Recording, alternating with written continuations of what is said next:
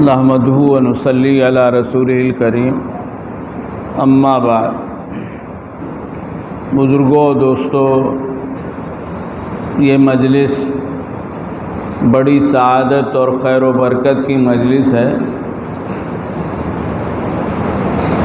کہ قرآن اور صاحب قرآن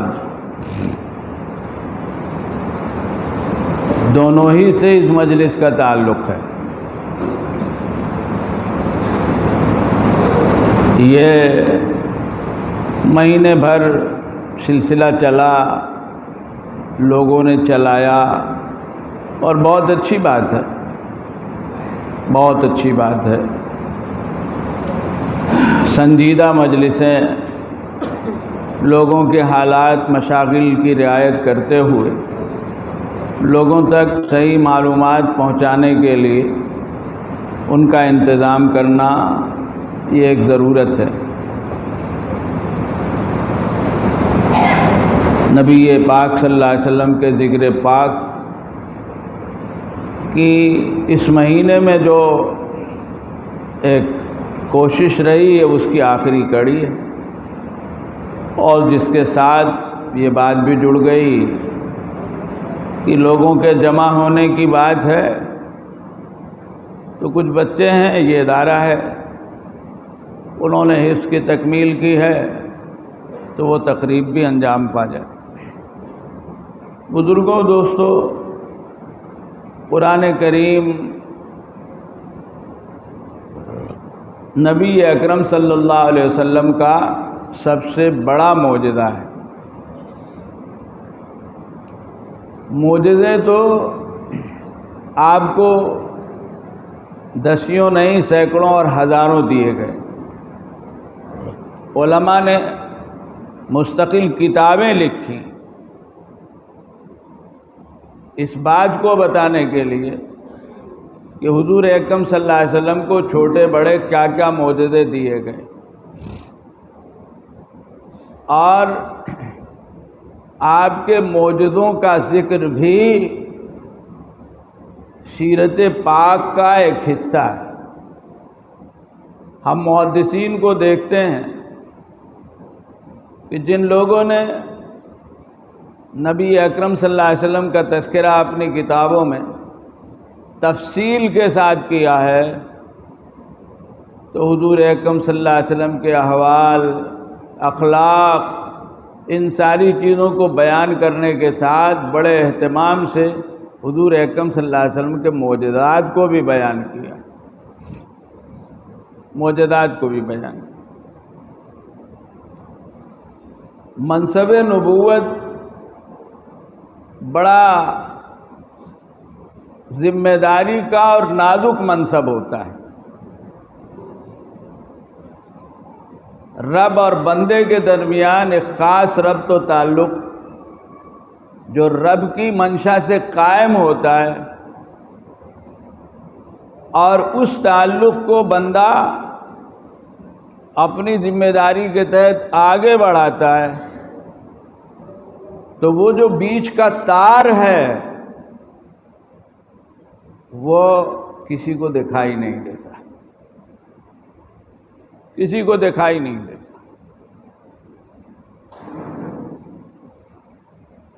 نبی جب یہ کہتا ہے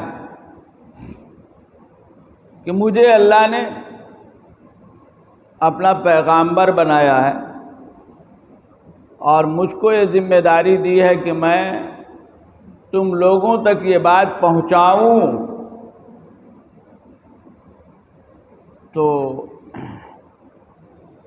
نبی کی اس بات کو ماننا، جبکہ بیچ کا واسطہ نہیں دکھ رہا ہے، پیغام کیسے آیا، اس کی کیا شکل ہے، اس کی کیا صورت ہے،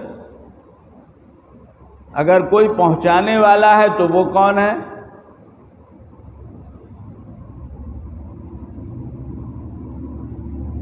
اس لیے نبی کی اس بات کو ماننا یہ انہی لوگوں کا نصیبہ ہوتا ہے جو نبی کی ذات پر پہلے سے کافی اعتماد اور یقین کرتے ہیں۔ انہی کی بات، انہی کا نصیبہ ہے. چونکہ یہ سوال تو ایسی کسی بھی تمہیں کیسے معلوم، تمہیں کیسے پتا، ہم کیسے مان لیں؟ معجزے اس بات کا یقین پیدا کرانے کے لیے نبیوں کو دیے جاتے ہیں، جو کھلی آنکھوں سے محسوس کیے جاتے ہیں، جو ایسے ہوتے ہیں کہ دنیا اور دنیا کے لوگ اپنے وسائل اور صلاحیتوں کے ذریعے ان کو نہیں کر سکتے، ان کے بس کی بات نہیں ہوتی. اس جیسی چیز تو ہو سکتی ہے انسانوں کے پاس، لیکن وہ چیز نہیں ہوتی جو نبی کو دی جاتی، وہ نہیں ہوتی. ہمارے آقا حضرت محمد مصطفیٰ صلی اللہ علیہ وسلم کو بے شمار معجزات دیے گئے. سب سے پہلا معجزہ، سب سے بڑا معجزہ اور حق یہ ہے کہ اپنی ذات میں نہ جانے کتنے معجزوں کا مجموعہ قرآن کریم ہے. قرآن کریم ایک معجزہ نہیں ہے، نہ جانے کتنے معجزات کو لیے ہوئے ہے اپنے پہلو میں دامن میں. علماء امت نے قرآن کریم سے متعلق جو کتابیں لکھی ہیں، قرآن سے متعلق جو علوم معلومات نکالی ہیں، بیان کی ہیں، ان میں ایک فن ہے اعجاز القرآن. قرآن کے معجزہ ہونے کی وجوہ کیا ہے، اسباب کیا ہیں، کن وجہوں سے قرآن معجزہ ہے، یہ خود ایک بڑا علم و فن ہے جس پر بہت سی کتابیں لکھی گئیں. اور ظاہر ہے بزرگوں دوستو، یہ سب کتابیں عربی میں ہیں بنیادی طور پر، اس لیے کہ عربی اسلام کی سرکاری زبان ہے. یاد رکھیے، عربی اسلام کی سرکاری زبان ہے. ہر ملک کی حکومت کی اپنی ایک زبان ہوتی ہے. کوئی مذہب اگر باقاعدہ ہو تو اس کی اپنی بھی ایک زبان ہوتی ہے. ہمارے دین و مذہب کی سرکاری زبان عربی ہے. دین جسے صحیح طور پر سمجھنا ہے، جاننا ہے، اس کے لیے ضروری ہے کہ وہ عربی زبان کا سہارا لے اور راہ چلتے نہیں، چھوٹی چھوٹی کتابیں پڑھ کر نہیں، 6 مہینے اور سال بھر کا کورس جو آج کل بہت سی زبانوں کا ہو رہا ہے. کوئی نہیں کہہ سکتا کہ یہ 6 مہینے اور سال بھر کا جو کورس انگلش کا ہوتا ہے، جو لوگ کرتے ہیں یا کسی اور زبان کا، تو کیا ان کو انگلش زبان آ جاتی ہے؟ زبان جس چیز کو کہتے ہیں، یا خالی اتنا سیکھ لیتے ہیں کہ کہیں استقبالیہ میں ریسیپشن میں کھڑے ہو جائیں، دکان میں کھڑے ہو جائیں، کچھ چلتا پھرتا کام کر لیں. زبان آنا جس چیز کو کہتے ہیں، چونکہ زبان نام ہے گرامر کا. گرامر میں خود کئی پہلو ہیں. جب تک کوئی آدمی کسی زبان کی گرامر نہیں جانے گا، قواعد نہیں جانے گا، زبان نہیں آ سکتی. ہم اردو بولتے ہیں اور پڑھتے بھی ہیں مثلا، لیکن اردو آتی نہیں ہم کو. ہم مولوی ہیں، کیوں؟ ہم نے اردو بہت پڑھی ہے لیکن اردو کے قواعد نہیں پڑھے. ہمارے مدرسوں میں اردو کے قواعد نہیں پڑھائے جاتے، اردو کی نحو وغیرہ نہیں پڑھائی جاتی، صرف نہیں پڑھائی جاتی، بلاغت نہیں پڑھائی جاتی. ہر زبان میں ایک تو زبان ہے، لٹریچر اور ادب جو کچھ جی چاہے کہہ لیجئے، اور جس کے ساتھ گرامر اور قواعد جڑے ہوئے ہیں. جب کوئی زبان اس طرح پڑھی جائے گی تو مہینوں نہیں سالوں لگیں گے. سالوں لگیں گے. انگریزی زبان میں بی اے ایم اے یا اس طرح ہونے کے لیے کئی سال پڑھنا پڑے گا اور بہت سی چیزیں پڑھنی پڑیں گی، تب بھی زبان کا آنا کوئی ضروری نہیں ہے. ہم لوگ 8-10 سال پڑھتے ہیں مدرسے میں عربی، لیکن کام چلانے کی حد تک بہت کچھ آ جاتا ہے. معاف کیجئے کہ آپ بزرگان دین بیٹھے ہیں، بڑے بڑے علماء کرام، لیکن کیا عربی زبان آ جاتی؟ اور عربی زبان تو ایسی زبان ہے کہ اس دعوے کو اللہ کے گھر میں بات کہی جا رہی ہے کہ رد نہیں کیا جا سکتا کہ اس سے نازک اور پھیلاؤ والی کوئی زبان ہے ہی نہیں دنیا کی. جو جانتے ہیں، جاننے والے ہیں، کہ جیسے آپ کسی اسٹیشن پہ جائیں، بڑا اسٹیشن، جنکشن، جہاں بہت سی لائنیں پھوٹ رہی ہوں، ذرا سا ادھر ادھر ہوئے، یا چلیے کوئی چوراہا ہے کلکتے کا، کئی گلیاں ہیں، ذرا سا ادھر ادھر ہوئے تو جانا کہیں تھا، پہنچے کہیں. ذرا سا ادھر ادھر ہوئے مطلب کچھ کا کچھ ہو گیا. تو بزرگوں، دوستو، یہ بات یاد رکھنے کی، عربی زبان ہماری سرکاری زبان ہے. اس کے بغیر نہ قرآن کریم کو صحیح طور پر سمجھا جا سکتا ہے، نہ حدیث پاک کو سمجھا جا سکتا ہے، نہ شریعت محمدیہ کو سمجھا جا سکتا ہے. اور اس کو سیکھنے کے لیے جیسے ہر زبان کی ایک ترتیب ہے، علم و فن کی ایک ترتیب ہے، نیچے سے پڑھائی ہوتی ہے تب آدمی آگے جاتا ہے. آج کل ہمارے بچے ہیں اسکولوں میں پڑھ رہے ہیں، اب انٹر کے آگے ان کو پٹریاں بدلنی ہے. مثلاً میں مولوی آدمی ہوں، بہت زیادہ نہیں جانتا، آپ ہی لوگوں سے کچھ سنا کے جانتا ہوں. تو انٹر سے کچھ پٹری بنانی پڑتی. آگے ڈاکٹر بننا ہے تو انٹر سے پٹری بنے گی، انجینئر بننا ہے تو انٹر سے پٹری بنے گی، کچھ اور ہوگا، کچھ اور ہوگا وہاں سے. ترتیب یہی ہے. اس ترتیب کے بغیر کوئی ڈاکٹری کی تعلیم اور انجینئرنگ کی تعلیم حاصل نہیں کر سکتا. لاکھ انگریزی آتی ہو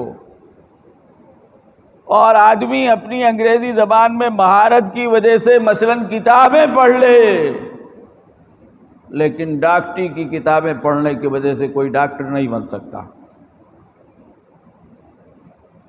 ان معلومات کی وجہ سے علاج کرنے کا سرٹیفکیٹ اور لائسنس نہیں مل سکتا. کیوں نہیں مل سکتا؟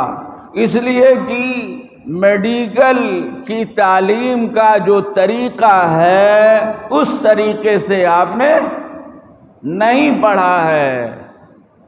اس لیے آپ کی معلومات ٹھیک ہیں، آپ ڈاکٹری نہیں کر سکتے، پریکٹس نہیں کر سکتے. تو بزرگوں، دوستو، عربی زبان،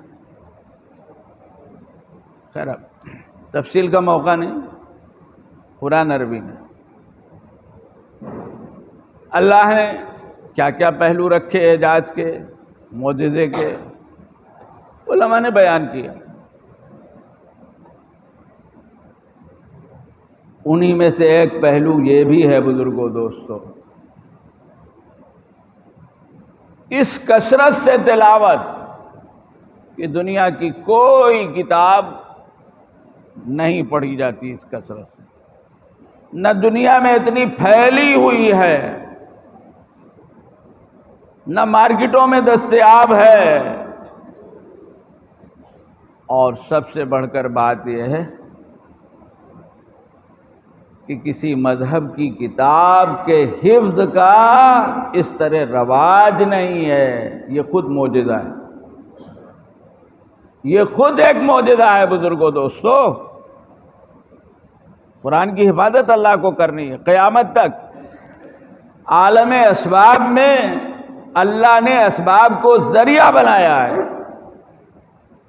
دنیا کے نظام کے چلنے کا. وعدہ خود کیا ہے، ذمہ خود لیا ہے حفاظت کا. انا نحن نزلنا الذکر وانا لہ لحافظون. کتاب ہماری ہے، ہم نے قیامت تک کے لیے اتاری ہے، ہم ہی قیامت تک اس کی حفاظت کریں گے. یہ عربی کے الفاظ ہیں بزرگوں دوستو، عام آدمی نہیں جانتا. سرسری عربی پڑھنے والے کے نزدیک کوئی خاص بات نہیں ہے. جو قاعدے سے پڑھے ہو وہ سمجھے گا کہ آخر یہ کیوں کہا جا رہا ہے انا نحن نزلنا الذکر وَإِنَّا لَهُ لَحَافِظُونَ. جو لوگ عربی سے سرسری واقف ہوتے ہیں ان کو بہت سے الفاظ زائد سمجھ میں آتے ہیں. کیا ضرورت ہے اتنے حروف کی؟ بات تو ویسے ہی ہو سکتی تھی. اتنی لمبی عبارت کرنے کی کیا ضرورت ہے؟ زبان کا پتہ ہو کسی بھی زبان کا تب سمجھ میں آئے گا کہ یہ عبارت لمبی کیوں ہو رہی. انا نحن، ہم نے ہی نزلنا الذکر، قرآن کو نازل کیا ہے. وَإِنَّا لَهُ لَحَافِظُونَ، اور ہم ہی اس کی حفاظت کریں گے. ذمہ انہوں نے لیا ہے. ساری دنیا مل جائے، کوششیں کر رہی ہے، لیکن قرآن کو مٹانا تو ایک الگ چیز ہے. قرآن میں تبدیلی ادھر سے ادھر کرنا یہ بھی ممکن نہیں. اللہ نے اس کے لیے نظام بنایا ہے. جی ہم کو چند صورتیں یاد نہیں ہیں. آج ہم نماز پڑھ رہے ہیں، جتنا قرآن پڑھنا چاہیے اتنا قرآن ہم کو نہیں آتا. چاہیے کہ ہم سیکھیں، سیکھنا چاہیے، پیچھے ہٹ جاتے ہیں. رش کیجئے ان بچوں پر. آپ نے سنا بھی ایک بچہ جو سب سے چھوٹا ہے 1.5 سال میں حافظ ہوا ہے. جی اس میں سے 2-3 بچے 2 سال میں، کوئی 2.5 میں، کوئی 3 میں. عام طور سے 3 کا اوسط، 2.5، 3، 3.5 کا اوسط ہوتا ہے. حافظے الگ الگ ہیں، صلاحیتیں الگ الگ ہیں، حالات الگ الگ ہیں. کسی کو 5-6 سال لگ سکتے ہیں اور کوئی 6 مہینے میں بھی حفظ کر سکتا ہے. یہاں نہیں ہے لیکن اسی مدرسے میں مثالیں مل جائیں گی آگے پیچھے. 6 مہینے میں حفظ ہو رہا ہے، 3 مہینے میں حفظ ہو رہا ہے، 1 مہینے میں حفظ ہو رہا ہے. روزانہ 1 پارہ، پہلی رمضان سے بلکہ 29 شعبان سے 30 سے شروع کیا، روز 1 پارہ یاد کیا اور رات کو سنایا. رمضان ختم ہوا، قرآن پورا ہوا، حافظ ہو گئے. جی ایک نہیں، نہ جانے کتنے واقعات ہیں. یہ کیا چیز ہے؟ یہ معجزہ ہے. یہ قرآن کا معجزہ ہے، یا قرآن کا ایک معجزہ ہے قرآن کے 10 معجزات میں سے. تو بزرگوں دوستو، قرآن کریم نبی اکرم صلی اللہ علیہ وسلم کا سب سے بڑا اور بلکہ کہا جا سکتا ہے. اللہ تعالیٰ نے ہر نبی کو معجزے دیے، عجیب عجیب معجزے دیے. حضرت عیسیٰ علیہ السلام مردہ کو زندہ کر دیتے تھے، نابینا کو بینا کر دیتے تھے. حضرت موسیٰ علیہ السلام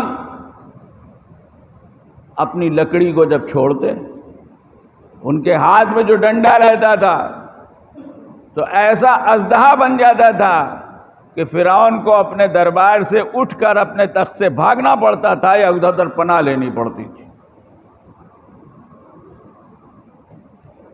انبیاء کو یہ معجزات دیے گئے. سارے نبیوں کے تمام معجزات سے بڑھ کر یہ معجزہ ہے قرآن کا، جو ہمارے آقا صلی اللہ علیہ وسلم کو دیا گیا. کیوں؟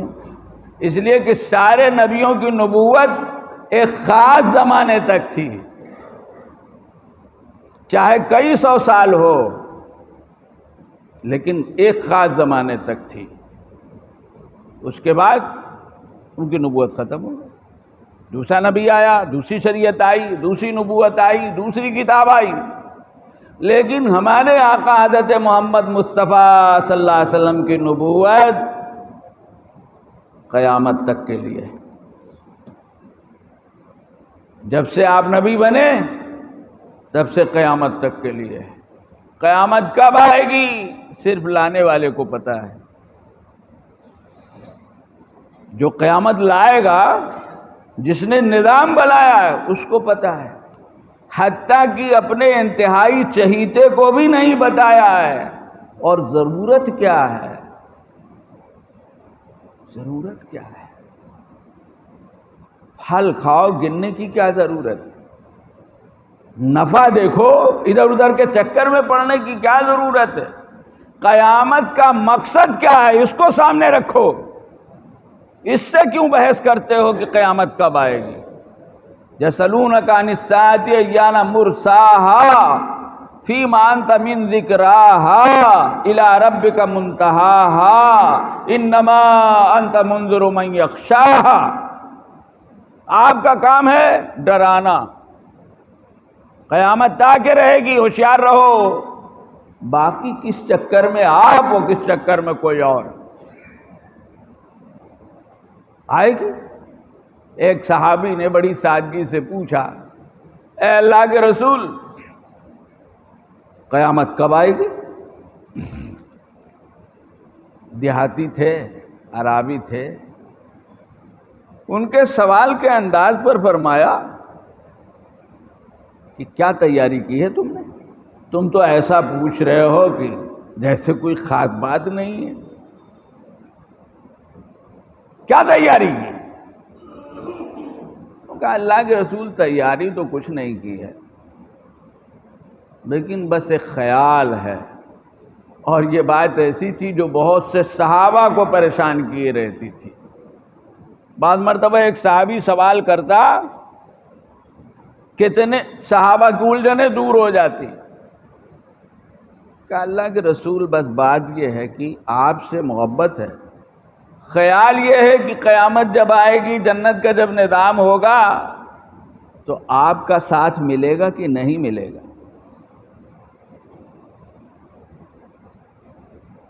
آپ کا ساتھ ملے گا کہ نہیں ملے گا، یہ پریشانی ہے۔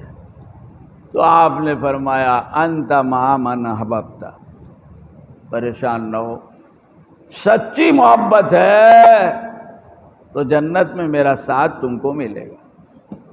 ساتھ کا یہ مطلب نہیں ہے کہ جو آپ کا محل ہوگا اس میں امتی رہیں گے۔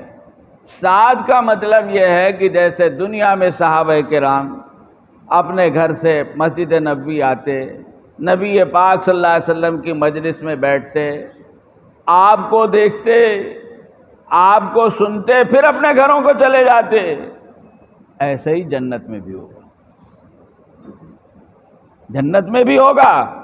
جنت کی نعمتوں میں اللہ کی زیارت بھی شامل ہے۔ اللہ کی زیارت ہوگی انشاءاللہ، اللہ ہم سب کو جنت میں لے جائے۔ تیاری بھی تو کرنی ہوگی نا بھائی، زبان سے تو کہنا بہت آسان ہے۔ اللہ کی زیارت ہوگی، رسول اللہ صلی اللہ علیہ وسلم کی زیارت ہوگی۔ تو قیامت کا اللہ کا اپنا نظام ہے۔ یہ نبوت، یہ کتاب قیامت تک کے لیے ہے، تو اللہ نے اس کے لیے ایسا نظام بنایا ہے کہ اس کی یہ شان باقی رہے۔ دوسرے نبی چلے گئے، ان کے معجزات چلے گئے، اس کی یہ شان باقی رہے۔ 1500 سال ہو رہے ہیں، یہ شان باقی ہے۔ آگے کتنا وقت ہے اللہ کو بہتر معلوم ہے، یہ شان ختم نہیں ہوگی۔ کیا کہ قرآن کریم نبی پاک صلی اللہ علیہ وسلم کا معجزہ ہے، جس کا کوئی جواب دنیا میں نہیں ہے، آج تک دنیا نہیں لا سکی، اس زمانے میں نہیں لا سکی جس زمانے میں اصل عربی کے جاننے والے ہوتے تھے۔ آج کوئی کیا جواب لائے گا اس کا؟ تو بزرگوں، دوستو، قرآن کریم کی یہ شان ہے۔ اللہ تعالیٰ نے یہ دولت و نعمت ہم کو عطا کی، اپنی کتاب کی حفاظت کے لیے ہم کو سپاہی بنایا۔ تلاوت کرو، نمازوں میں پڑھو، رمضان میں سنو، حافظ بنو، اپنے بچوں کو حفظ کراؤ۔ یہ سب نظام ہے اللہ تعالیٰ کا۔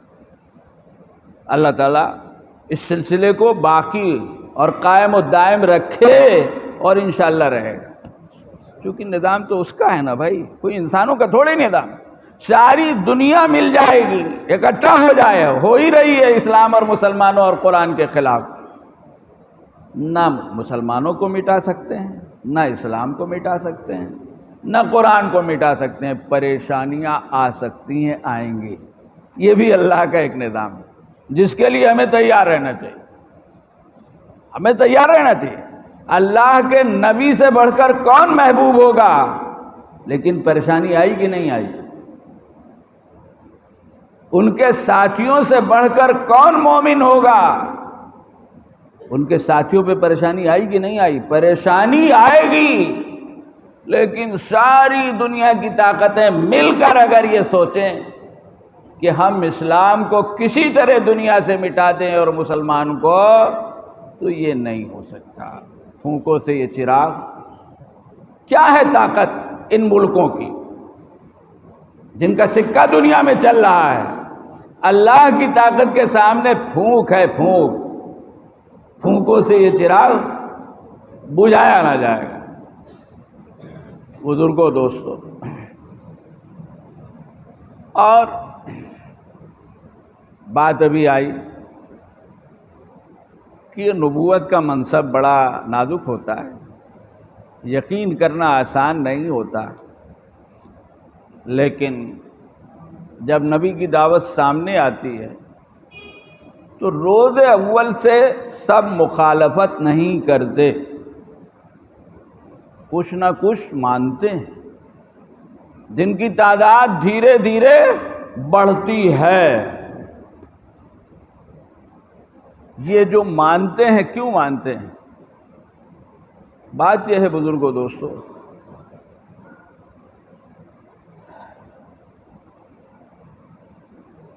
کہ یہ جو ظاہری معجزات قرآن مجید وغیرہ ہیں، ان سب سے بڑھ کر معجزہ نبی کا، نبی کی ذات، نبی کی سیرت، نبی کا کردار اور نبی کا اخلاق ہوتا ہے۔ بزرگوں، دوستو،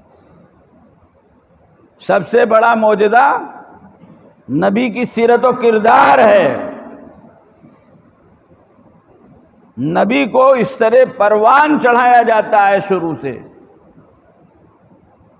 اس کی نشو و نما ہوتی ہے کہ کہیں انگلی رکھنے کی گنجائش نہیں ہوتی ہے، کہیں انگلی رکھنے کی گنجائش نہیں ہوتی۔ نبی کے بچپن سے پوری قوم یہ مانتی ہے کہ یہ کچھ خاص ہے، یہ کچھ خاص ہے، اس میں کچھ خاص بات ہے۔ اور حد یہ ہے بزرگوں، دوستو، کہ چونکہ یہ منصب انتہائی عقیدت کا، عظمت کا اور آنکھ بند کر کے پیچھے چلنے کا ہوتا ہے،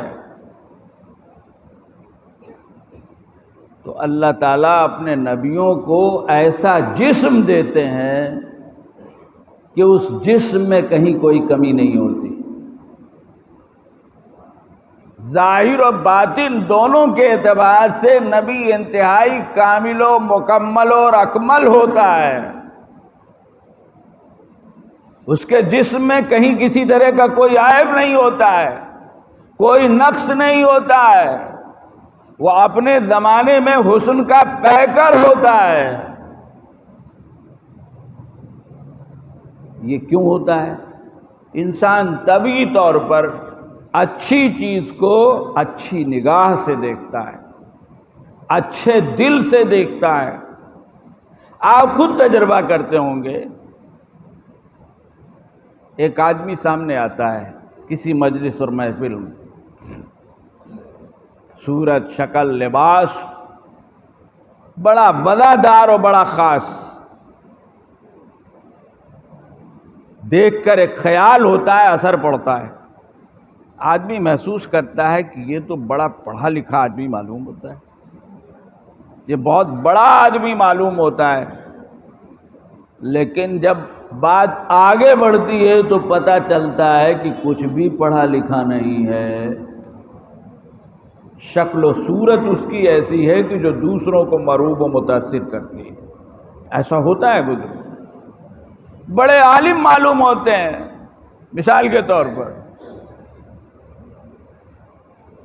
بڑے عہدیدار معلوم ہوتے ہیں، بدن لمبا چوڑا ہے، ایک رعب طاری ہوتا ہے، ایسا کچھ نہیں ہوتا ہے۔ انسان کا ایک مزاج ہے کہ وہ ان چیزوں سے متاثر ہوتا ہے۔ اللہ تعالیٰ نبیوں کو ایسا جسم دیتے ہیں جس میں کسی طرح کی کوئی کمی نہیں ہوتی، اور اگر کوئی غلط فہمی ہو رہی ہو کہ قوم کو، تو اس غلط فہمی کو اللہ دور کراتے ہیں تاکہ اس کے نبی کے حق میں جو بدعقیدگی ہو رہی ہے وہ دور ہو جائے۔ اس لیے کہ یہ دعویٰ نبی کا قبول کرنا اور نبی کی باتوں کو سن کر مان کر آنکھ بند کر کے پیچھے چلنا، یہ اسی وقت ہو سکے گا جب کسی طرح کی کوئی کھٹک ذہن و دماغ میں نبی کے حق میں نہ ہو۔ حضرت موسیٰ علیہ السلام کا قصہ معروف ہے، قرآن میں بھی کچھ نہ کچھ ذکر ہے، صحیح روایتوں میں موجود ہے۔ بنو اسرائیل کے لوگ ان کے زمانے میں عادی تھے، بے تکلف تالابوں میں یہاں وہاں ایک دوسرے کے سامنے ننگے نہا رہے ہیں، ننگے بدن پر کسی کپڑے کے بغیر۔ آدمی کہا کرتا ہے نا بھائی کون سی خاص بات ہے، مرد مرد، عورتیں عورتیں مثلا۔ حضرت موسیٰ علیہ السلام کو جب نہانا ہوتا، آبادی سے دور کسی جگہ جاتے، تنہائی کی جگہ جاتے، جیسے نبی پاک صلی اللہ علیہ وسلم کے احوال میں آتا ہے کہ آپ کو استنجے کی، حتیٰ کہ صرف مثلاً پیشاب کی ضرورت ہوتی تو کسی آڑ میں جہاں بدن دکھے نہ وہاں جا کے آپ پیشاب فرماتے، تو کفار مکہ کہتے کہ ان کو دیکھو یہ عورتوں کی طرح پیشاب کرتے ہیں۔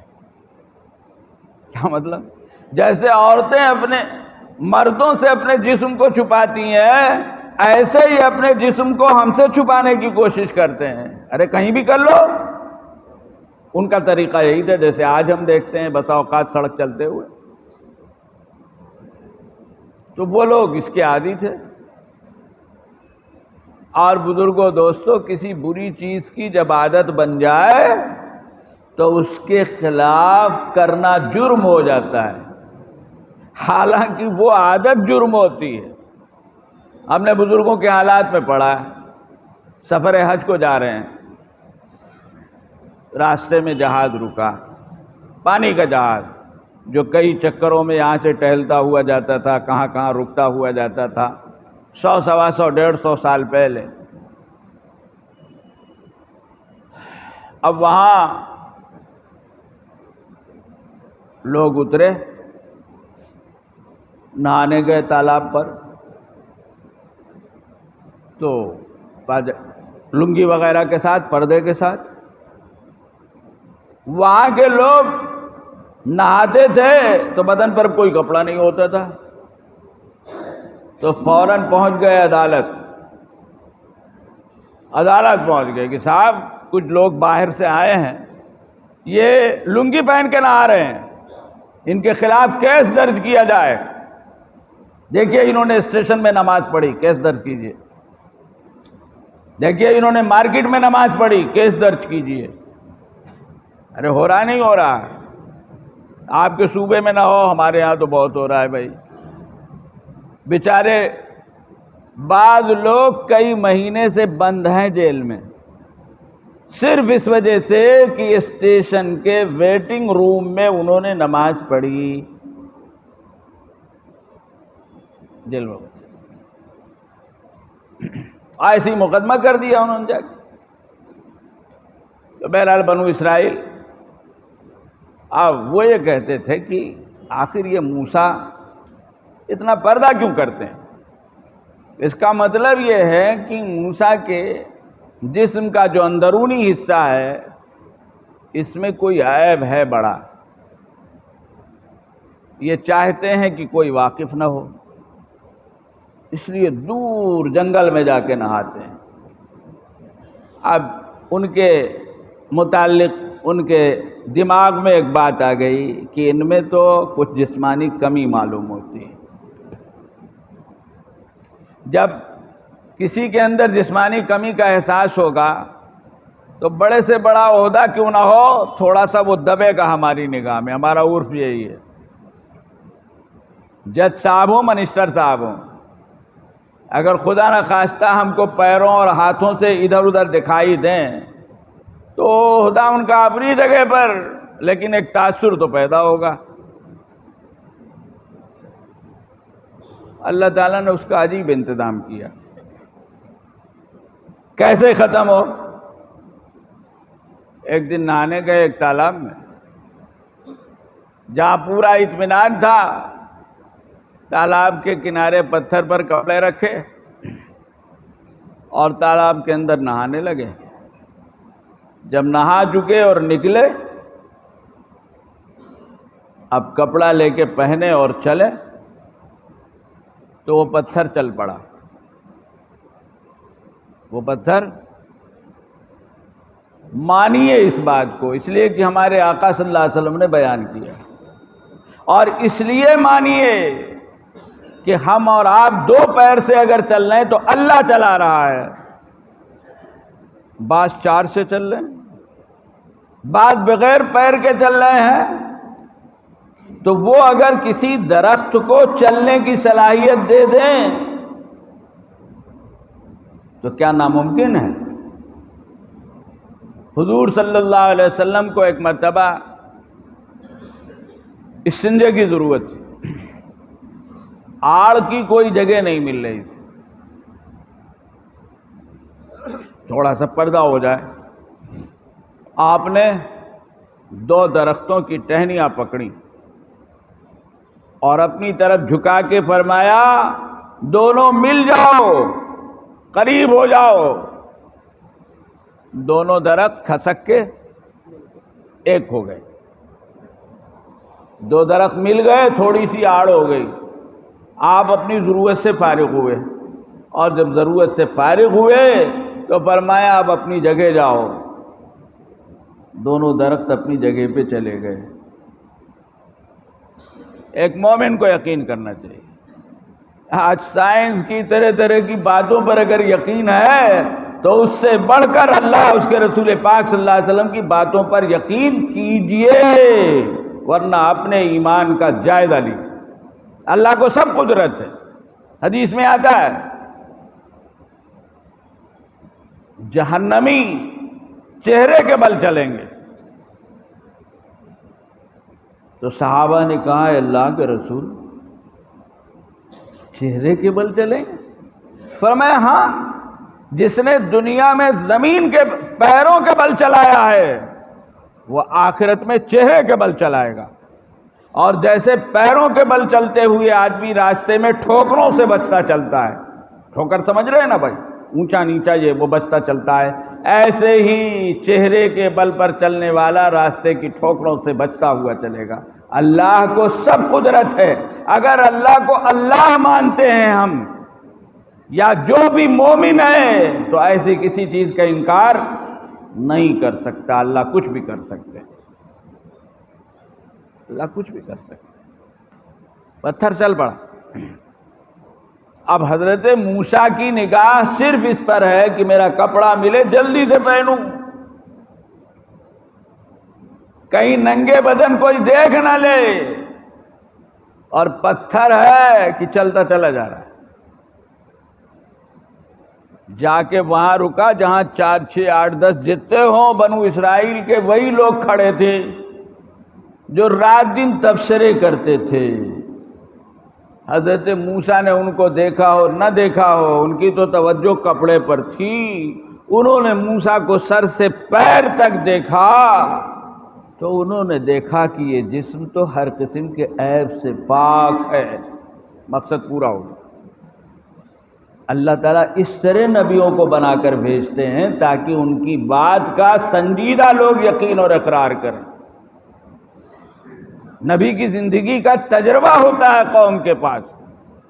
ہم نے اپنے آقا حضرت محمد صلی اللہ علیہ وسلم کے حالات میں پڑھا ہے نا بھائی، کتنے محبوب تھے آپ مکے والوں کو، کتنے محبوب تھے آپ اپنی قوم میں، کتنے محبوب تھے آپ اپنے گھر والوں میں، اور کتنا یقین اور اعتماد تھا آپ کی امانت اور دیانت پر مکے والوں کو، نبوت سے پہلے بھی اور نبوت کے بعد بھی۔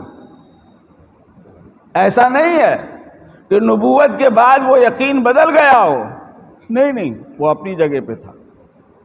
اس لیے کہ ہم یہ پڑھتے ہیں کہ آپ کی نبوت کا تو اقرار نہیں تھا لوگوں کو یا بہت سے لوگوں کو، لیکن اپنی امانت آپ کے پاس رکھاتے تھے۔ آپ نے جب ہجرت کی تو محض ان امانتوں کو ادا کرنے کے لیے اپنے گھر میں اپنے بستر پر حضرت علی رضی اللہ تعالیٰ عنہ کو چھوڑ کر آئے۔ تم رکو گے، میں تو خاموشی سے جا رہا ہوں، سب کی امانتیں ادا کرو گے پھر تم مدینہ منورہ آؤ گے۔ 13 سال گزر چکے ہیں تب یہ ہو رہا ہے۔ اتنا اطمینان بزرگوں دوستو، زبان سے نکلی ہوئی بات کا اتنا یقین ہے کہ اگر آپ نے کسی کو بد دعا دے دی ہے کسی چیز کی تو اس نے یقین کر لیا کہ بچ نہیں سکا، یہ کسی شیر کا شکار ہوگا۔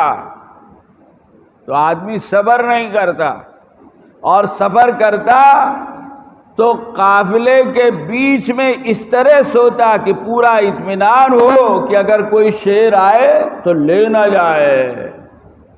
لیکن جب وقت آیا تو انتظام دھرا رہ گیا، شیر نے ایک چھلانگ لگائی، اپنے نشانے کو لے کے چلا گیا۔ سرسری طور پر اگر کہہ دیا فلاں تو میرے ہاتھ سے مارا جائے گا، بس بیٹھ گئی دل میں بات۔ محمد صلی اللہ علیہ وسلم نے ایسا کہا ہے تو میں بچ نہیں سکتا۔ اب جنگ بدر کا موقع آ رہا ہے تو آدمی جانے سے کترا رہا ہے کہ نہیں میں نہیں جاؤں گا۔ محمد صلی اللہ علیہ وسلم سے جنگ ہوگی اور یہ انہوں نے کہہ رکھا ہے، لیکن لوگ پیچھے لگے تھے، بہلا پھسلا کے لے گئے۔ بزرگوں دوستو، یہ ماحول اللہ تعالیٰ بناتے ہیں، یہ سیرت و کردار نبی کو دیتے ہیں۔ سب سے بڑا معجزہ نبی کی زندگی ہے، نبی کی سیرت ہے، نبی کے اخلاق ہیں، نبی کے معاملات اور معمولات ہیں، جن میں کہیں کبھی کسی کے ساتھ اپنا پرایا دشمن دوست فرق نہیں ہوتا۔ یہ سب سے بڑا معجزہ ہے۔ اور بزرگوں دوستو، جو لوگ نبیوں کے سچے جانشین ہوتے ہیں، جو سچے جانشین ہوتے ہیں نبیوں کے،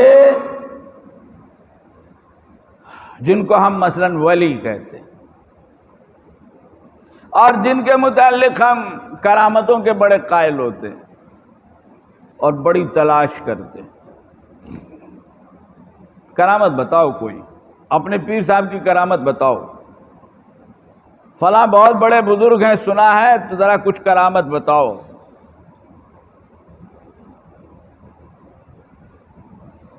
تو ولیوں کی سب سے بڑی کرامت ان کی زندگی اور سیرت ہے، ان کی زندگی اور سیرت ہے۔ کیوں؟ اس لیے کہ وہ کسی حال میں بھی شریعت سے ہٹتے نہیں ہیں۔ نبی کسی حال میں اپنی ذمہ داری کو نہیں چھوڑتا، فرض منصبی کو نہیں چھوڑتا، اور نبی کے سچے غلام چاہے جیسے حالات ہوں وہ شریعت سے نہیں ہٹتے۔ اسی لیے اہل اللہ کا کہنا ہے کہ شریعت پر استقامت یہ مومن کی یا ولی کی سب سے بڑی کرامت ہے، اس سے بڑی کوئی کرامت نہیں ہے۔ بلکہ جملہ یوں ہے، الاستقامہ فوق الف کرامہ، ہزار کرامتیں ایک طرف، اور شریعت پر استقامت کچھ بھی ہو جائے ہم تو اس راہ سے نہیں ہٹیں گے، یہ ایک طرف۔ ان الذین قالوا ربنا اللہ ثم استقاموا، اللہ نے کہا ہے، ایک صحابی نے کہا اللہ کے رسول کچھ وصیت فرما دیجئے، فرمایا قل آمنت باللہ ثم استقم۔ اس سے بڑی کوئی وصیت و نصیحت نہیں ہے، ایمان قبول کرنے کے بعد جمے رہو، ڈٹے رہو، گھبراؤ نہیں۔ حالات تو آئیں گے، پریشانی تو ہوگی، کاروبار متاثر ہوگا، اور بھی بہت سی چیزیں ہوں گی، لیکن جب بندہ طے کر لے گا کہ مجھے تو ایک بال کے برابر بھی شریعت سے ادھر ادھر نہیں ہونا ہے، تو اللہ تعالیٰ اس کے مطابق راہ نکال دے، حالات پیدا کر دے۔ ایک بڑے بزرگ کے پاس حالات میں لکھا ہے، ایک آدمی آیا، بہت دن رہا، اس کے بعد واپس ہونے لگا، بڑا شہرہ چرچا سن کے آیا تھا، آیا ہوگا، مصافحہ کیا، کہا حضرت میں آیا تھا، اتنے دن آپ کے پاس رہا، آپ کا بڑا نام سنا تھا، بڑی بزرگی سنی تھی، اتنے سال میں نے آپ کی کوئی کرامت نہیں دیکھی، اب میں جا رہا ہوں۔ تو انہوں نے فرمایا اچھا یہ بتاؤ کہ اتنے دن تم میرے پاس رہے، میرے ساتھ رہے، کسی موقع پہ تم نے میرا کوئی عمل شریعت کے خلاف، سنت کے خلاف دیکھا؟ کہا نہیں، ایسا تو نہیں ہوا، آپ کی کوئی چیز میں نے شریعت اور کتاب و سنت کے خلاف نہیں پائی۔ فرمایا اور کیا چاہیے؟ اس سے بڑی کوئی کرامت نہیں ہے بزرگوں، اس سے بڑی کوئی کرامت۔ تو یہ نبیوں کی زندگی، ان کی سیرت، یہ ان کا سب سے بڑا معجزہ ہے، جو نہ جانے کیسے کیسے کٹر مخالفوں کو بھی کسی نہ کسی درجے میں یقین کرنے مجبور کرتا ہے۔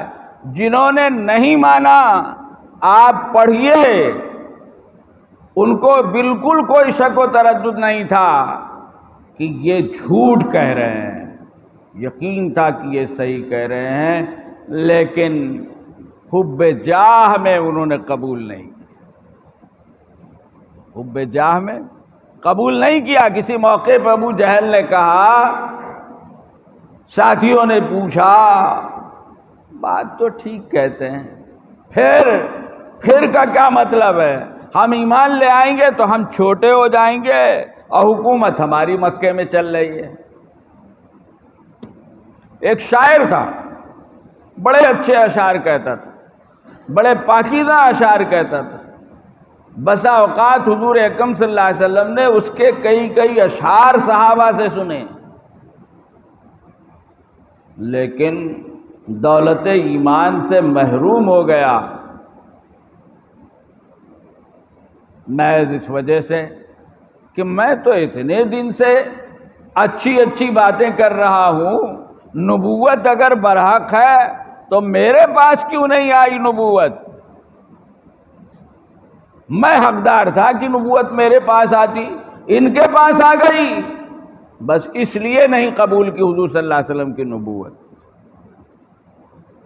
یہ بہانے تھے، ورنہ شاید ہی کوئی ایسا ملے، بڑوں میں خاص طور سے، کہ جس نے اس لیے نہ مانا ہو کہ اسے نبی پاک صلی اللہ علیہ وسلم کی باتوں میں کوئی شبہ ہو۔ نہیں، اللہ ایسا نظام نہ، 40 سال کی زندگی، معاملات، سب چیزیں سامنے ہیں، جن کے واسطے سے پورا یقین دلایا گیا کہ محمد عربی صلی اللہ علیہ وسلم کی زبان سے جو بات نکلے گی وہ حق ہوگی، جو کام کریں گے وہ حق ہوگا، حق سے ہٹ کر نہیں ہو سکتا۔ لیکن حب جاہ نے لوگوں کو قبول کرنے سے روک دیا۔ حب جاہ تو بہت برا مرض ہے نا بھائی، ہم سب، اللہ ہم سب کی حفاظت فرمائے، کہیں نہ کہیں مبتلا ہے۔ حب جاہ، حب مال، ساری دنیا کا فساد انہی دو چیزوں کی وجہ سے ہے۔ حضور اکرم صلی اللہ علیہ وسلم نے ایک موقع پہ فرمایا ہے، 2 بھوکے بھیڑیے بکریوں کے ریوڑ میں چھوڑ دیے جائیں، وہ جتنی بکریوں کو نقصان پہنچائیں گے اس سے زیادہ یہ دونوں چیزیں ایک مومن کے ایمان کو نقصان پہنچاتی ہیں۔ کیا؟ حب مال، حب جاہ۔ مال ملے کہیں سے ملے، عہدہ ملے کسی طرح ملے، ارے یہ ہم سے آگے جا رہا، یہ ہم سے آگے بڑھ رہا ہے، پھر تو یہ ہم سے آگے بڑھ جائے گا۔ ارے ہم مولوی لوگ، مدرسے والے، ہم بھی تو انسان ہیں نا بھائی، انسانوں سے الگ نہیں ہیں، آپ ہی جیسے ہیں، آپ کی طرح کچھ چیزیں ہمارے اندر بھی آتی ہیں، ہمارے اندر یہ مرض بسا اوقات آ جاتا ہے۔ اچھا تو پھر فلاں مولوی صاحب آگے جا رہے ہیں، یہ تو ٹھیک نہیں ہے، فلاں صاحب آگے جا رہے ہیں، یہ تو ٹھیک نہیں ہے، ان کو تو ہم سے آگے نہیں جانا چاہیے۔ یہ حب مال اور حب جاہ، ساری دنیا اسی میں برباد ہے۔ عہد نبی کے بڑے بڑے ابو جہل وغیرہ سب اسی کے مارے ہوئے تھے، ورنہ ان کے دل و دماغ میں پورے طور پر یہ بات بیٹھی تھی، وَجَحِدُوا بِهَا وَاسْتَيْقَنَتْهَا أَنفُسُهُمْ، قرآن کہہ رہا ہے، یہ زبان سے انکار کر رہے ہیں لیکن دل ان کے یقین سے بھرے ہوئے۔ اللہ تبارک تعالی ہم کو ان سب باتوں کی سمجھنے کی توفیق عطا فرمائے۔ بزرگوں، دوستو، سیرت اور حالات تو اللہ کے نیک، سچے، اچھے بندوں کے اس لیے بیان کیے جاتے ہیں کہ ان کو ہم اپنی زندگی میں اپنائیں۔ تو نبی کی زندگی صلی اللہ علیہ وسلم بہت بڑی چیز ہے۔ یہ مجلسیں اس لیے نہیں ہیں، ہم سن لیں، یہ مشاعرے کی مجلسیں نہیں ہیں، داد دیجئے ختم کر دیجئے، نہیں۔ نبی اکرم صلی اللہ علیہ وسلم کی زندگی کی جو چیزیں ہیں، موقع پڑنے پر اپنی زندگی میں اس کو اپنائیے۔ سلام اس پر کہ جس نے گالیاں سن کر دعائیں دی، خالی اس پہ سر نہ دھنیے، نہیں حق ادا ہوگا، بلکہ ہم کو اور آپ کو کوئی گالی دے تو دعا نہ دے سکیں تو کم سے کم چپ ہی رہ جائیں، چپ ہی رہ جائیں۔ پتھر چلانے والوں کو دعا نہ دیں تو کم سے کم چپ ہی ہو جائیں، پتھر نہ چلائیں۔ اللہ کے بندے ایسے مواقع میں اپنے آقا صلی اللہ علیہ وسلم کی سنت کو یاد کرتے ہیں۔ ہمارے حضرت مولانا صدیق احمد صاحب باندی رحمۃ اللہ علیہ، کئی جگہ ان کو سابقہ پڑا اس چیز کا، جلسہ ہے، تقریر ہے، پتھر چل رہے ہیں۔ ایک جلسے میں بھی تھا اتفاق سے، کانپور دیہات کی بات ہے، اور تقریر میری ہی ہو رہی تھی اور حضرت بھی اسٹیج پہ بیٹھے تھے، اور اتنے میں پتھر چلنے لگے، 2-4 پتھر آئے، بعض لوگوں کو لگے خون بھی بہنے لگا. اب ظاہر ہے کچھ تو ہنگامہ ہوگا. لوگ کنارے ہوئے ادھر. حضرت نے فرمایا خبردار، کچھ نہیں کرنا، کچھ نہیں کہنا. یہ موقع ناراض ہونے کا نہیں ہے، یہ موقع خوش ہونے کا ہے. کیوں؟ اللہ نے ہمارے ارادے کے بغیر طائف کی سنت ادا کرا دی.